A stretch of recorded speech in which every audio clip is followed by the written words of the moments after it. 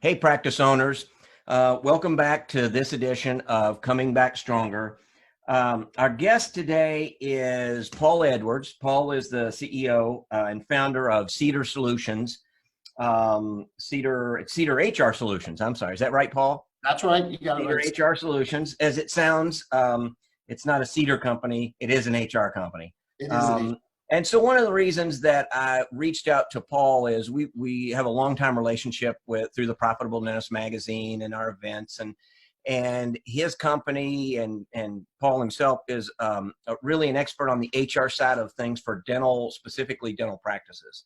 And a lot of the talk in the past few weeks is about PPP loans and business and that kind of thing. And what I want to do is find some other areas that might be helpful when you're looking at bringing your team back, when you open up, what your practice should look like on the other side of this.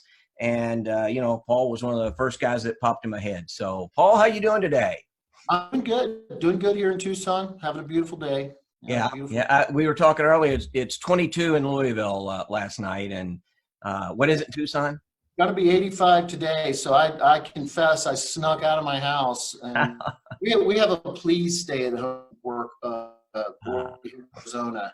And so today I deemed myself essential and I snuck out of the house and I'm sitting in my office and it's glorious. I've come in every day. I'm the only guy here. The parking lot has one car in it. It's mine. And, it works. And my wife has worked from home for years. She's kind of higher up at Humana at a big healthcare company. And, they call it agile. They went agile a long time ago. Mm-hmm. And so it's comfortable for her. I think it's good for me to go to work and come home and I'm glad to see her. And we're trapped there.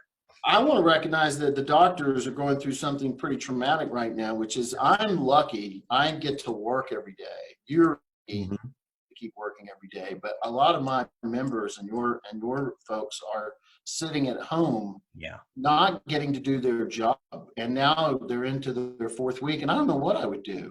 So I feel your pain if you're listening to this. I've read the billions of hours of video streaming that has taken over, and there's a lot of dentists in there looking. So what I hope they do is they spend those hours doing, listening to guys like you that have something to say about how to work on their business while they have this, if you want to look at it, a gift of time. There are all those things that in your business and your practice that you say, man, I'm going to do that when I get some time. And, it's 23 years later and you've never gotten the time. Now you have the time. So time can be used binge watching Game of Thrones or online gambling, which has grown, I think I read something like 500%.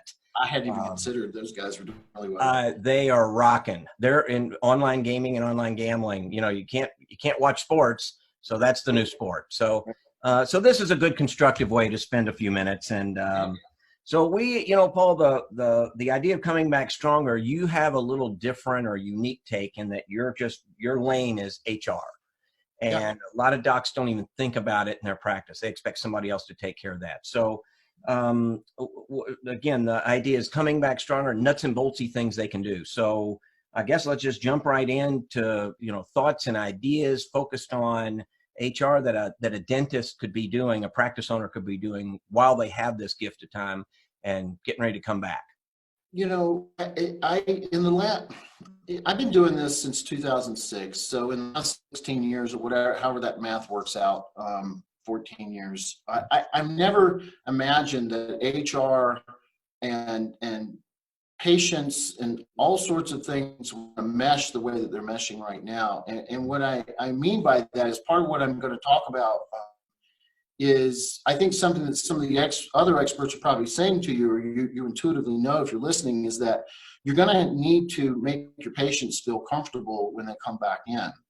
And you're going to have to take some extraordinary steps. I've been seeing lists being created. We're creating our own list for our members. And Steve, that's 2,000 members strong and 7,000 members in our HR Basecamp Facebook group. And so I'm seeing these lists, and I'm seeing things like putting plexiglass up in front of your in front, kind of encasing your non-clinical team, and actually not ever let them have any contact with patients. So doing that for the patients, and you're also doing that for the employees. And that's the thing. What you're doing for one, you're also doing for the other. You're going to have to instill the same kind of confidence in your employees you want with your patients, so that when they come in, they all feel comfortable and are actually being taken care of. And as an employer, you have responsibility. One of the first things we got was a request when people were trying to stay open longer, not really realizing what we were headed towards. Doctors were asking for a letter they could give their employees, which would absolve the employer, if the employee signed it, of any responsibility if they were to get the coronavirus. And we said, no, that's not a good idea. That would actually be evidence that you knew that there was a problem, and yet you kept bringing your employees in. So OSHA requires that we provide a safe place for our employees to work. And they can't our employees can't release us from that responsibility. And so one of the things that you're going to want to make sure is that you're paying attention to the CDC, to OSHA's updates. You're going to want to make sure that you pay attention to anything coming out from your workman's comp insurer. Just paying attention, making sure that you're complying with those things. And then, if that's not enough, I think there's a couple more touch points. You're going to have to pay attention to whoever your governing body is. If it's your state dental association, of course, the ADA gets to play their role. And then you got to listen to your governor. So if the ADA told you could open on April 29th, but your governor says we're closed for business at least till June 15th, then you're really going to have to consider that just because the ADA has released you, your governor hasn't, and you're going to need to kind of get some counsel there and figure out what the right thing is to do in those cases. So there's the beginning of what you need to be thinking about when you bring your employees back in. If you hit all of those marks, then if someone does get the virus, and by the way, they don't have to prove that they got it from a patient or another employee. If they do get the virus while working for you, they have they hardly have any kind of case that they make against you that you didn't provide a safe working space, because you've been following all the rules. So documenting that you retrained your employees, creating policies around this. So we're doing this for all of our members right now. We're creating policies that communicate to employees, this is what we have to do. Being very strict about telling people to bring forward any concerns that you have. If you see that we're not doing something, or we're doing something and it raises a concern for you, please get it over, documenting that you responded to it in whatever way that makes sense. All of these things are going to play a role in all of our businesses as we go forward. I talked about a list of things that people might be doing. So we said plexiglass, propping all doors open that you could possibly prop open instead of having people touch those door handles to go back to the operatory. So propping those doors open. One doctor said that he didn't know how, but he knows he's going to be gowning and masking all patients. So they're going to try to figure out how to source all that. And that's just one more thing. So, again, protecting employees, also protecting the patients. Having patients wait in their cars instead of in the waiting room. Having patients get directly out of their cars, come straight in and go straight to the operatory. Having all paperwork, all payment, everything arranged over the phone, through, there's systems out there where you can do that. So nobody even stopping and talking to non-clinical staff. And then, I think that I have a building here. I'm in it by myself. It's 3-story. I have all mine here. But even before this happened, everybody who was coming in and visiting these other offices and my tenants saw that I had pretty much around the 8 o'clock crew wiping down. And we did that. We propped all doors open into the outside so that people weren't touching door handles. So things like that are going to become the new norm. I shared with you before we started, Steve, that I had a doctor's appointment right at the beginning of this, and I called in and was supposed to go on the next day. They didn't ask me about a fever or temperature, or they didn't ask me about anything. And I figured that meant they didn't ask anybody else about any of that, and so I canceled that appointment. On the other side of it, my primary physician got in touch with me a couple of weeks ago and described a process by which I had to be on time. 40 minutes were dedicated to me. 20 minutes of that time was dedicated to cleaning up before and after me. And she just described a process that made me feel comfortable if I come in, and then chuckled and said, I don't need you to come in. I just need you to know that if you hurt yourself, which by the way I did on a motorcycle in the desert last Friday. She's, yes, idle. I was idle, and I got on a motorcycle at 58 years old. At least my bones aren't brittle. We proved that. Anyway, she chuckled and said, you don't need to come in. I can take care of what we're about today. She charged me, and I went on my merry way, which I think is something you guys as dentists are going to start to learn to do as well in some instances. So there will be some positives that come out of this. I really do believe that. I think some systems are going to get streamlined, and I guess this question every now and then, why are you doing it that way? And I think to myself, because I've always done it that way. It's because that's the way we do it. And that's not always, it's good to be disrupted every now and then. So we can find any kind of a silver lining here. This disruption is a good thing. In that manner where you get to look at your systems and what you're doing. And it heightens some awarenesses that I think you're spot on that aren't going to be there. You should care about the perception of your practice to your patients. And a lot of practice owners get into bad habits of thinking that just, I know how we do, we're very clean, and, so they must know, and they don't know. Well, going into this, they're going to want to know, and it's not a piece of paper you hand them. Ironically, when you hand them that piece of paper, they're going to think, oh my gosh, that thing could be covered in, coronavirus or whatever.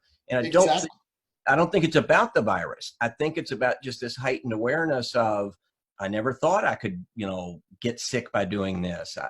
I think one of the benefits coming out of this is I think the regular old flu drops dramatically in years to come. I hadn't thought about that. Yeah. How many times, I just figure I'll get the flu if I get it, and I do, and every few years I do, and it's bad, and, stay home for a few days and get over it. But, it comes from, you're right, door handles that you grab, and, you pick up food it's everywhere, where now people are just conscious of that period, viruses, germs, whatever. And I think you as a practice owner have to be conscious of that. And I think something you said is really smart. Safety of patients and staff are the same now. It really is. And it's your, it's your responsibility. I mean, you're a doctor, and as you're, it's just not easy right now. I also want to recognize that there's so much coming at these guys, at our doctors. It's just not easy to know what to bite off first and take care of. But I think, I think you get it. The more of these they see sitting in practice, and I know it's ridiculous, but the more of these they see sitting around in practice, the better they're going to feel. Yeah. And that's just kind of how that looks right now. Let me ask you this: how does you mentioned OSHA a minute ago? I have to think OSHA is going to change. Who knows how OSHA is going to change? But OSHA is going to have a lot of workplace things that are suddenly around. That whether infection control just goes hyper or whatever, but things that you could let pass in the past, you won't be able to let pass going forward. Things that you weren't documenting that you were doing before will now get you in trouble if you can't prove that you actually did it. I don't know that things are going to change as much as there are going to be some additions within OSHA, but I think it's more important that I used to get calls from doctors and they'd say, do you know anybody who does OSHA training? And talking to them, they'd say, yeah, I'm months behind. I just need to get somebody, and I lost my last trainer. She wasn't that great. I had to shut the office, and you guys do HIPAA training. Can you help me get OSHA training online? And And, they're months behind. Now I know that that's going to change. I know that everybody's going to come in hyper vigilant around this, but I mean, it's just an example where, as the HR, I get to say how important it is to document things. So what are some of those things right now that they should be? I mean, maybe it's things they should have been looking at all along, but tactically laying that groundwork for when they come back. What are some things they need to maybe get in order or look at for the first time in their practice? Well, okay. I want you to think about your reopening as your opening of your practice when it comes to employees. So most of you, if you were following any of the guidance that we gave, you got your people off your payroll as quickly as possible, got them on to unemployment. By the way, just to talk about that for a moment, they are still working out how to get that $600 supercharged unemployment to employees. Mm-hmm. And there are a lot of states, I've explained this ad nauseum, I want to do it again to not everybody hears anything that we do. A lot of states still have what I'm going to call an antiquated from 4 weeks ago system in place, which was designed to kind of really sort of keep people out of unemployment as much as possible. Right. There was many ways you could be denied. And the feds sent a bunch of money down just for the purpose of filling up the coffers so that people could get unemployment. And in their directive, they said any worker who is affected by the coronavirus should get these benefits. Mm-hmm. And they meant that it didn't matter how long you had lived in that state, didn't matter if you had never worked in that state and had just moved there and hadn't even started looking for a job. Didn't matter if you were about to start a job and the job didn't start you because they couldn't start you. Didn't matter if you lost a job. Didn't matter if you worked a few hours or several hours. They were just saying this money is by affected workers, which is fantastic from the feds. But many of the states have their unemployment regulations embodied in law. And a governor or a head of the state's labor department can't just walk out and issue a new edict. It actually has to go through the process of legislation. So some better than others and accepting people onto unemployment. And it's key that they do because with the $600 a week supercharge, which only lasts till the last week of July, and is intended as an economic stimulus, if you're a doctor, this is to say, it's a good thing for us to have more money in our community because it is my patients who are receiving this $600 and not $240 a week. That's the equivalent of an hour, leaving them nothing to spend on anything else. So pluses and minuses to the $600 supercharge. So they're trying everything they can. The states are working their deals with the feds, and we have seen several letters from several states stating we're working on this. It will be included in your state benefit. You will get the federal, and we will be going all the way back to the beginning of April, to April 1st. So if it's, takes 2 or 3 more weeks, some people are going to get, a pretty good sized check. So that's an update on what we know as of yesterday, as we were watching this on a, pretty much a day-by-day basis. My guidance, Steve, is if you have an employee who's applied, have them apply again. If they got denied, and if they get denied again, have them apply again next week.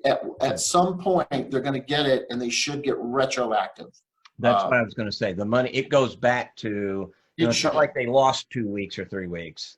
That's how it should work. They're still making the rules up as we go. So that's unemployment. So the other thing, I guess I could jump in and we could talk a little bit about what we need to do coming back in a literal sense. So I said, I want you to think of it as a reopening of your practice. Do you need to have everybody fill out another application? No, that's a little much. If you have the PPP loan, you got to take that into account. You remember you had a certain amount that you averaged for your payroll, and you had a number of bodies that were on your payroll. Mm-hmm. The question I get all the time is, do I have to return the same bodies in order to get forgiveness? And the answer to that is no. You have to have this number of employees. However, there are in place now that require you to at least offer the job to those same bodies. Okay. They don't have to come back on. If it says, you know what, I've decided a career in dentistry is not my thing, and I'm looking for something else. That's how you can replace Mary with someone else. But just be careful. This is not your opportunity to get rid of the person who are thinking about firing anyway. You still need to be on the record offering people their positions back. Now, if you had 10, do you have to bring back 10? And the answer to that is no. You still get to run your business. Okay. You do. It's so 75% in terms of dollars, payroll dollars. Well, there's gonna be a factor there. So if you were to return 10 employees and you had 10, then factor number one would be 100%.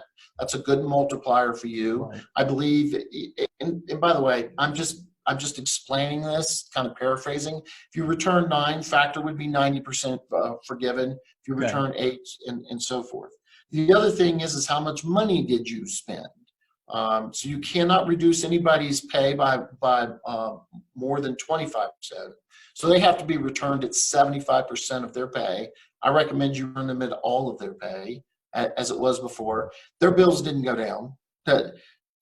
Everything actually just got more expensive. If you've been in a grocery store, I don't see any sales things on the shelves anymore. I just bought 8 rolls of toilet paper for $15.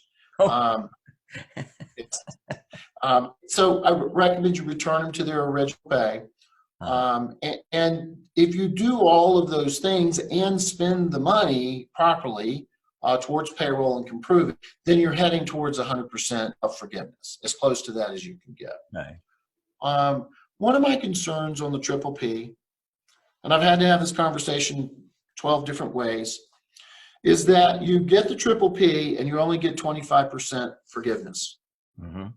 And because of conditions, you can't open, it gets funded now, you can't get it delayed more than a few minutes. And so now you get only 25% forgiveness. And let's say you got $100,000. So you're going to get 25% forgiveness. Now you got $75,000, $80,000 in your hands. You take the month of deferment and the 2 years to pay back. So you take the 6 months because you need it.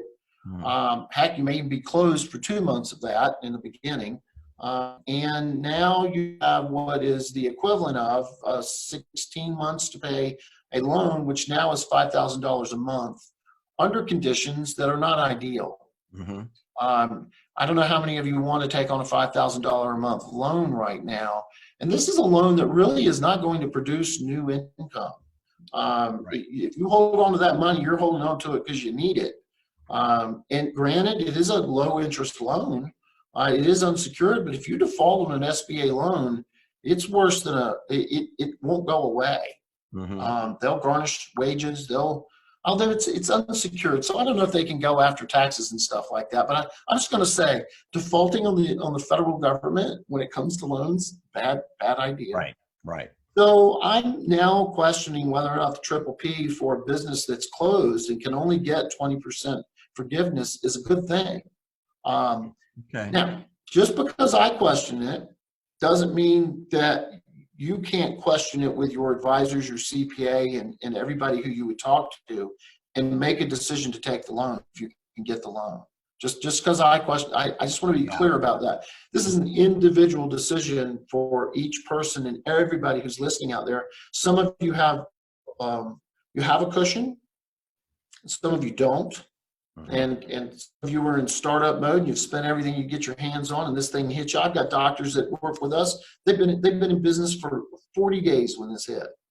And I've got other guys that have been with us for 15 years and they're going to be okay, but nobody can take this hit for very long. And a lot of it I think is just timing.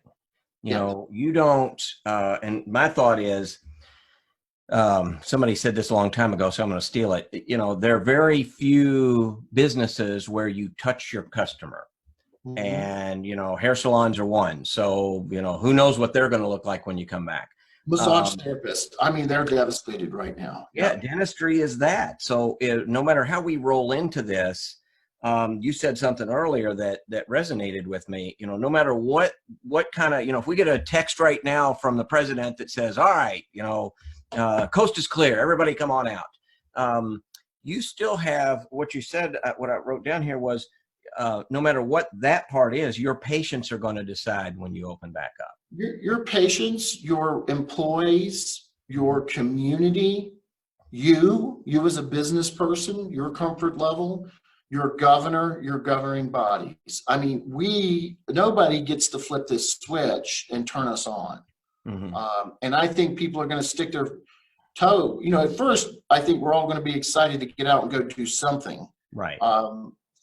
But nobody gets to flip the switch. And it's going to be different in Seattle than it is in rural Idaho. It's going to be different in New York City than it is in San Antonio. I mean, it's just going to be different at every single place. Well, so we all get a memo and says, awesome, safe to come out.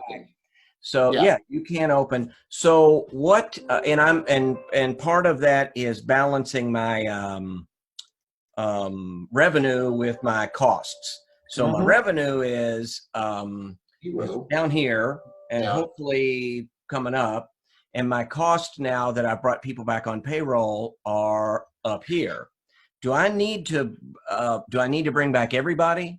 Do I need to, I know you said I need to at least offer to everybody, but once I do get that as a practice owner, do I just bring everybody back and wait until the production collections meets it?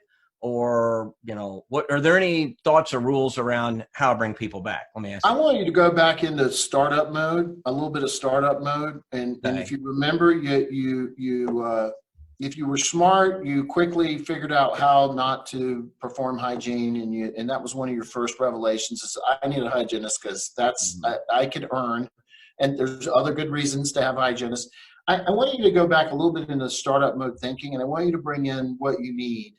And maybe just a little bit more because you are in a different situation. You're going to need, if you're going to do the parking lot thing, you're going to need someone to go out to the parking lot and bring someone straight back. It's just going to be, a high touch thing. So I think there's going to be space for all that. I also think that unlike before when you opened your practice, you didn't have 800 patients at one point to draw on. You were building rapport with maybe a practice that you had purchased, but now you have patients. So part of this is getting out and at least beginning to schedule and see what your schedule looks like, and that could dictate. I mean, if you're if you're in demand, then you're going to bring back everybody that you can immediately because you've got folks that every time you call, they're like, yes, I'll take that appointment. Yes, I understand I have to be on time. Yes, I understand that I've got to come at 7 o'clock because you've expanded your hours from 6:30 to 6:30 and you're going to be going 6 a week for the next 2 months to catch everybody up that needs to be seen.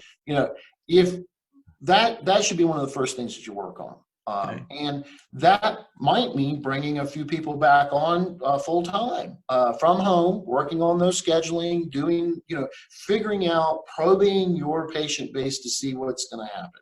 Yeah, they don't have to be at the office, right? They can. No, they don't have to be at the office. That's something, Steve, that just came off the top of my head. I'm going to share this with you. Not all of you can do it, but I'd like for you to hear the principle.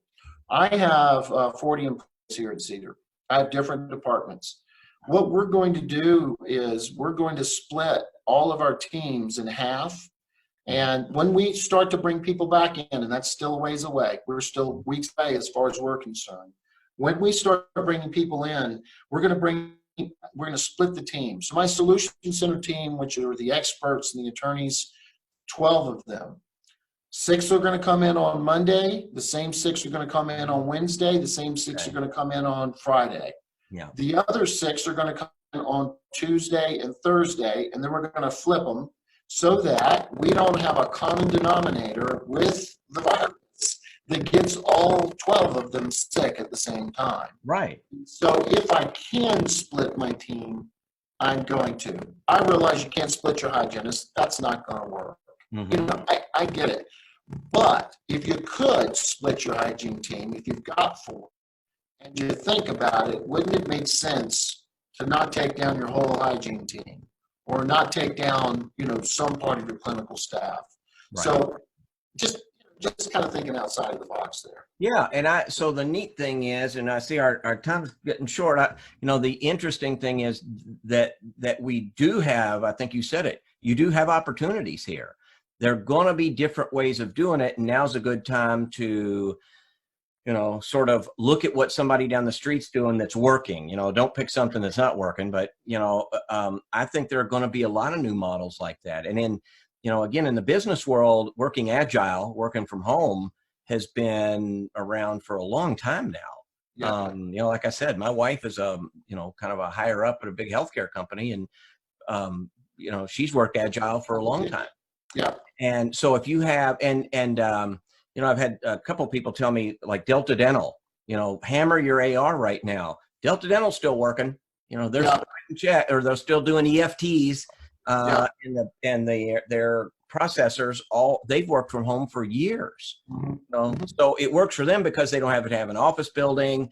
They hook them up with a phone and some telephony, and bammo, they're working from their house. So while that was a challenge years ago, I think out of necessity, it gets more and more and more intrinsic into what we do. So, which is really your strike zone. What, are they an employee? Are they not an employee? If they're an employee and they're working at home, there's 1,000 questions to ask. So, it's a good time to say, if somebody has those questions, I know you have a lot of resources, a lot of free resources, which at this time, and I think, if I'm not mistaken, you have a lot of resources that, that are free now. I mean, because of this, right? So I didn't want to miss the opportunity to have you share that with anybody who's watching or listening. And again, that's struggling with this, they went to dental school, for crying out loud. They just want to see patients, but you can't. And it's your business. Yeah, your patients are coming back. It's going to take a bit, but people are still going to need dentistry. It puts you in a really good position. People aren't going to get to decide they're going to live with pain or not clean teeth. I mean, they're coming back. It's just going to take a bit. Steve, I want to give them a quick 5-point checklist for bringing employees back. Okay. And then I'll share with everybody what they can, ways they can stay up to date with us. Awesome. Some of the stuff we have. So first things first, if you've got employees furloughed or laid off or whatever, you want to provide an offer letter for them to return to work. And you want to communicate to them what date you expect to start back, if it's full-time or part-time. Just be clear in your offer letter. In this instance, I want you all, if you laid everybody off or bring people back, I want you to collect their W-2 information again. It's not a difficult thing. Technically, they have been, their employment has been stopped, and so technically you should be pulling back in the W-2 information when they come in. Okay. Have your employees sign your employee handbook. Because remember, when they were laid off and no longer working for you, they became not your employee. And so it's never been more important that you update your employee handbook to include all these new rules that you're underneath the FMLA. And by the way, another reason why you're going to want to come over and kind of join our community, our free communities, is you're going to get to hear me talk about why this exclusion from the FMLA rules around the 12 weeks of child care and the 2 weeks of sick pay, you're going to get to hear me talk about why that's not necessarily a thing. And why you might not want to just automatically think, well, I have to follow this rule, I'm just going to exclude myself from them. Okay. So you're going to want to make sure your handbook's updated. You're going to make sure that you distribute the new posters that are required. This is just out from the Department of Labor, stuff that you have to do there. Okay. You got to make your employees aware of this stuff.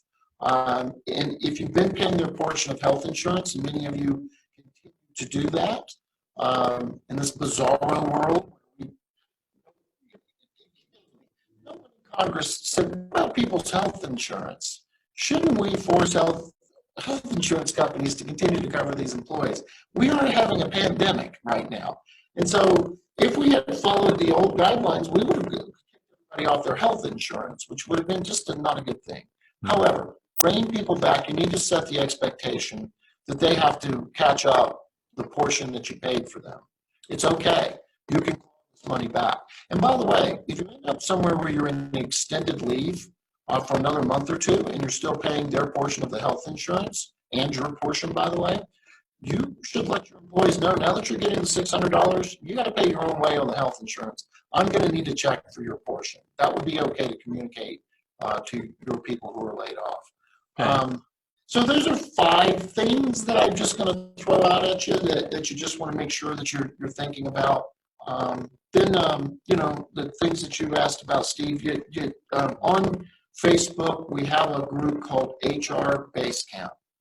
You Okay. can join. It's for doctors and managers only. We do vet you. It's free. It's always going to be free.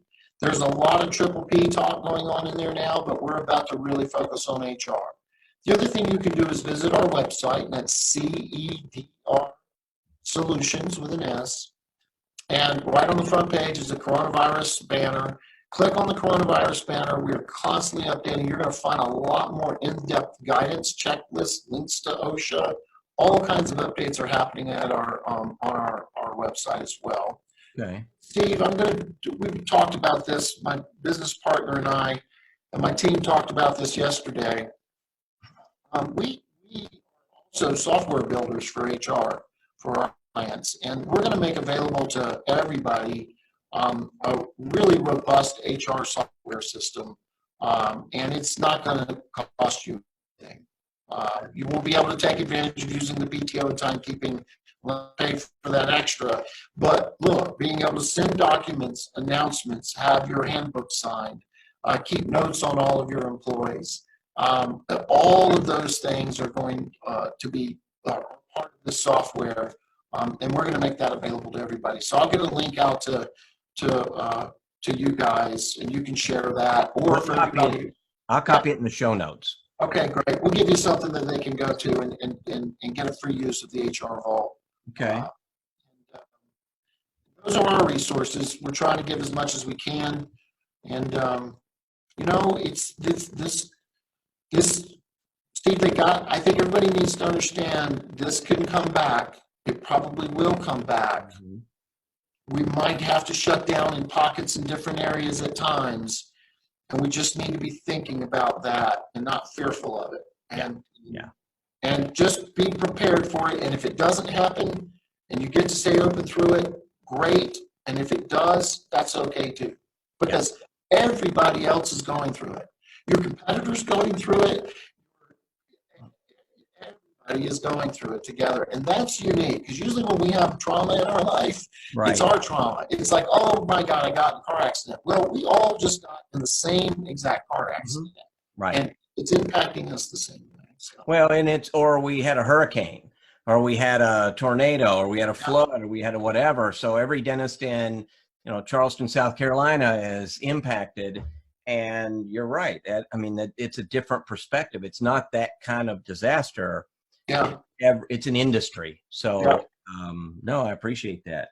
Well, Paul, that's a lot of good information, a lot of good nuts and bolts. We will put the website, the link in the show notes. Okay. If anybody wanted to get a hold of you, how would they do that? Well, the best way to get a hold of me is to shoot an email over to me. Okay. You can shoot it to me. You know what? I'll give you my email address. Okay.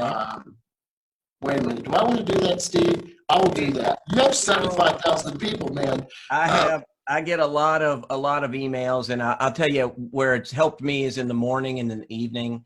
Yeah. And it really does. It helps me get up and, I would say get up and come to work, but it literally does that. So I read those and think, I got to get in and just put my job, I think, is putting people together. Absolutely. Practice owners who are struggling and guys who have some answers. So here's what I'd like for you to do. Send the email to info at cedrsolutions.com, and that's CED Solutions with an S.com. But put in the subject line, question for Paul. Oh, okay. Awesome. And we have an amazing system here. We're not a company where things go to do not reply, and I see everything that comes in, or someone on my team who can help immediately sees that stuff come in. And if you have any questions or concerns, or just need to talk, shoot us an email and we'll see what we can do to help. Join HR Basecamp. That's a great community. Mm-hmm. Come to the website. and check out all the resources. Download the stuff that we're putting up there for you. So fantastic. And I've got those. I made notes while you were saying that. So we'll include that. And as always, practice owners, you can reach out to us here at the Profitable Dentist Magazine, and we will, we can share, put you in touch. So Paul, I got 2 pages of notes here. You got and again, this is a tough time. This is uncharted territory. So, I have a lot of practice owners who think, man, if I had only gotten that MBA, or if, I'm going to turn to, a Harvard MBA, they know what to do. Nobody knows right now. And so that is a good message. We're all sort of in this together and figuring it out, but, we'll get there. So, Paul, I appreciate it. Hope hope it stays nice and toasty in Tucson for you. It will. Yeah. Awesome. All right. Practice owners. Again, you know how to reach out. I'll put Paul's information in the notes, and just hang in there. We will all get through this. And if you do the right things and focus on the right things aren't right now CNN and Fox News and, Netflix. You still own a business, and you really do have a gift of time to work on that. So take that opportunity and come back stronger. So with that, Paul, thanks for coming on. Steve, thanks for all you're doing. All right. See you next time.